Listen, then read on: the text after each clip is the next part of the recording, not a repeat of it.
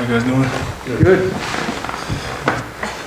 Victor, being a Texas guy, like when Levi was here, he absolutely hated the weather back in Houston with the heat. But we've been going through the heat wave. How you been handling that? Do you mind it or hate it as much as Levi? I don't mind it because the humidity up here isn't as bad. I mean, it's pretty touch and go, but the no AC thing is pretty getting to me up here. But besides that, I'm pretty fine with the heat up here.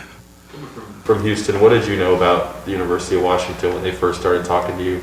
I was pretty oblivious to the point of West Coast ball, honestly, besides like, UCLA, USC. And so when Huff reached out to me, I was pretty ignorant to the fact, but he kind of introduced me hard-nosed football out here out west. Looked them up and looked at the Alabama game and did my research, looked at the history of UW football, real physical team, always through and through. So. Were you already open to moving that far away for school, or did they kind of have to sell you on that? I was open to the best opportunity that I had, and I feel like UW gave me the best opportunity to be a great football player and a great person off the field. So. Was there anything specifically that sold you, or a moment where you kind of knew, okay, this seems like the right opportunity for me?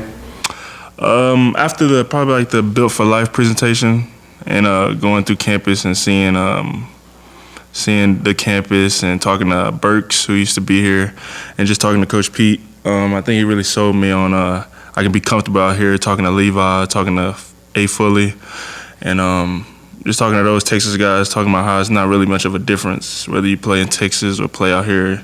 You're going to get a good brand of football out here. So. How have you been, how have you felt, I guess, going into this fall where you were out for part of the spring, just kind of shaking the rust off? Just what's that process been like here going into the fall?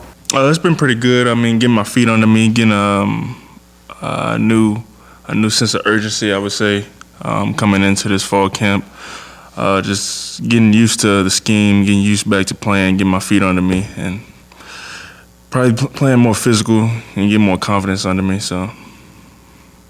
You're wearing glasses now. How is it when you're on the field, probably without them?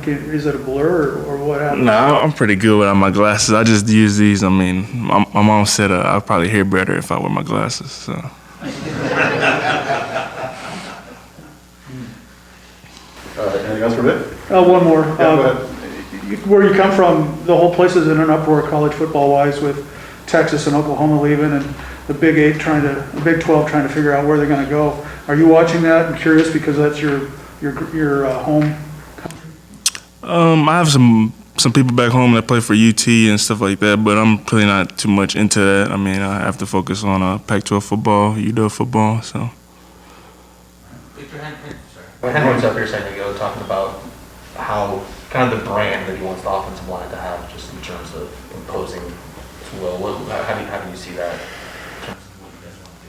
I think the five guys up front, I think we have to impose our will. Just each drive, each possession, each practice, and I think that each day he, instills that in us. And I think whatever scheme it is, I think he wants us to enforce our will, whether it be gap scheme or whatever.